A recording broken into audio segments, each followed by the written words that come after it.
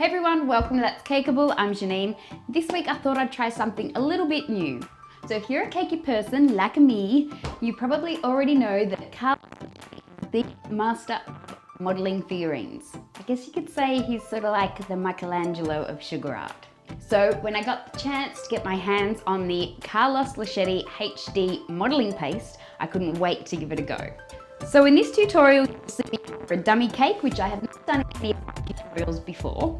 You will see me make a figurine, which nothing else I've done in any of my tutorials before. And I'll give you a quick rundown on what I thought of the Carlos Lischetti HD sugar paste.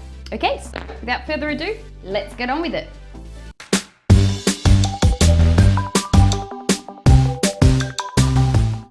Okay, so like I said, I'm going to be making this cake with a dummy cake. You can watch this part, or I will put a timestamp in the description box below, and you can fast forward straight to the making of the figurine. I basically cover my dummy cakes the same way as I cover my normal cakes. To attach my fondant to my dummies, I used piping gel in this case. So I just go ahead and cover it, smooth it, cut off the excess, etc., like I do with my normal cakes. Always a little bit more of a hassle because they're so light and move around a lot, but with a little bit of patience, you get there. So to suit the theme of this cake, I wanted to make it look like cheese. So Swiss cheese was the obvious answer. I just took my bowling tool and used both ends of it, which are different sizes, and just indented the fondant around the outside. That was pretty much it. Very, very simple. Now to make them pop, I used my airbrush, so I used a darker shade within the craters of the Swiss cheese, and then used an even shade, slightly lighter, to cover the rest of the cake. Pop that aside, and it's ready for our little guy to go on later on.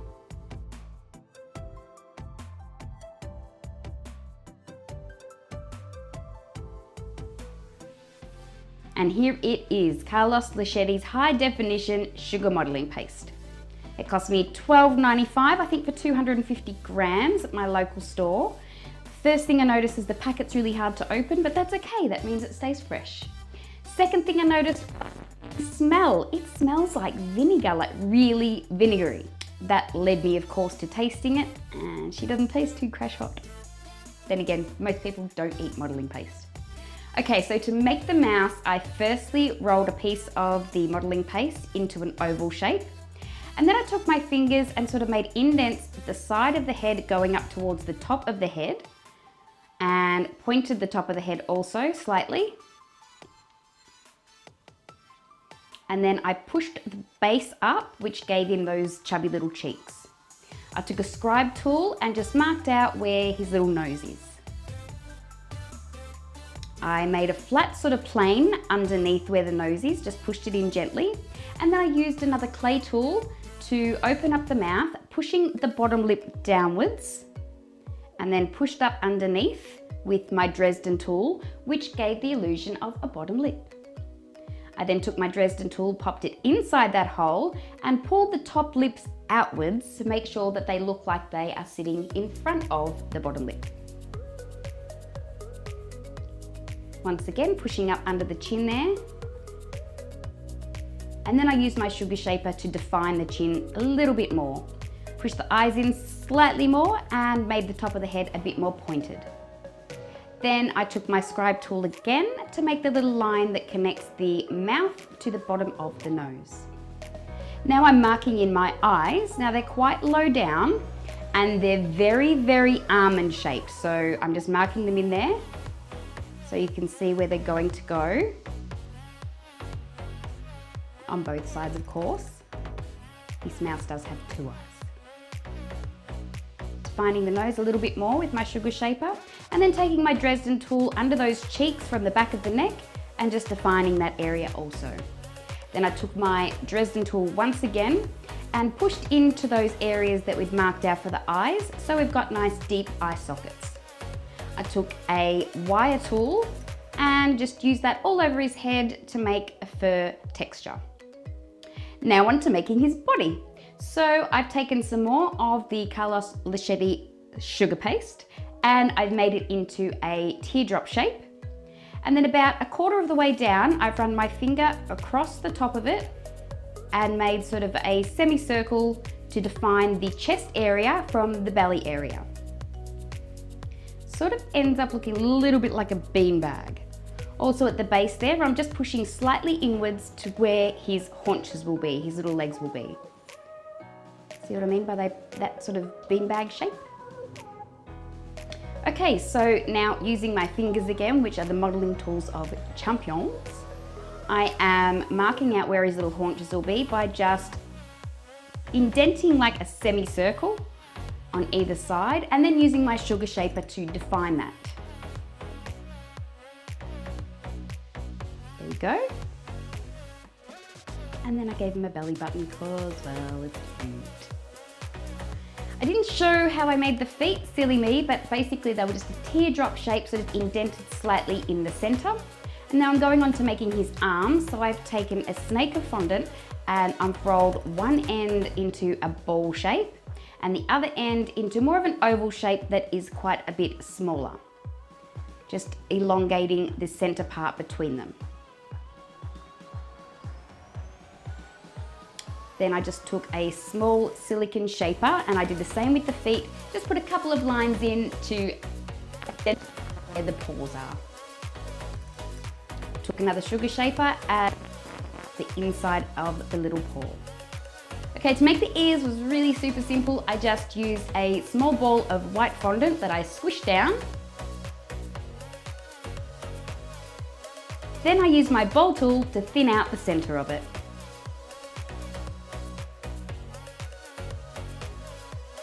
Once I was happy with the size, I just pinched at the bottom and then cut off the excess quite flat so that it's easy to attach the ears to our little mousie's head. There they are. Okay, now attaching the arms once again, the footage isn't awesome. My overhead was playing up. So I've just used a little bit of sugar glue and attached the thicker end of the arm right at where the neck and the shoulder area meet. Manipulate them to how you feel you want them to look. Only now just starting to get a little bit of elephant skin, and I have been working on this for quite a while. So far the modeling paste is holding up really well. To attach the head, I've just used a toothpick and popped his head on top with a little bit of sugar glue. I'd made a little piece of Swiss cheese out of just a triangle of yellow fondant that I popped some holes in. And then to put his feet on, once again, just a little bit of sugar glue and push them onto where the haunches are. Now, it had dried out quite a little bit, the modeling paste, so when I went to use the wire brush tool on the rest of the body, it didn't quite work. So here I'm just using a scribe tool to make the fur texture. To add the ears, I've just used a little bit of sugar glue and popped the ears on top. And because they were still quite soft, they weren't sitting well, so I just popped a couple of toothpicks behind the ears to support them while they dried.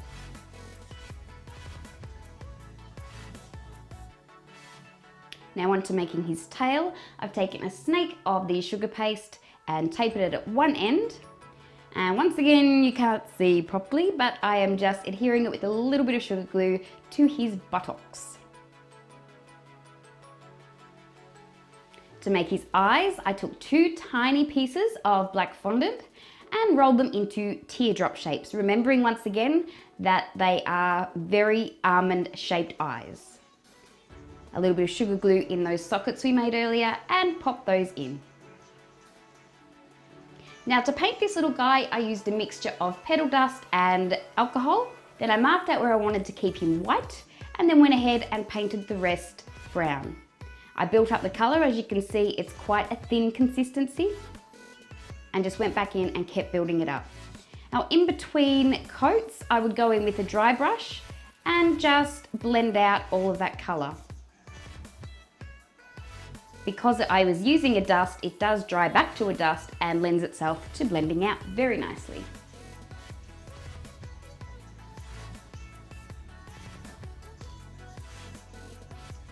Finishing touches on this little guy with just little bits of pink. So I did the bottom of his feet, inside of his ears, his little lips, and his cute little nose.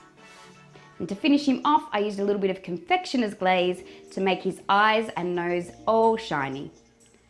popped his piece of cheese in between his hands. The modelling paste is still moving, which is fantastic. And just attach that cheese with a little bit of royal icing. And there he is, all ready to sit on top of his cake.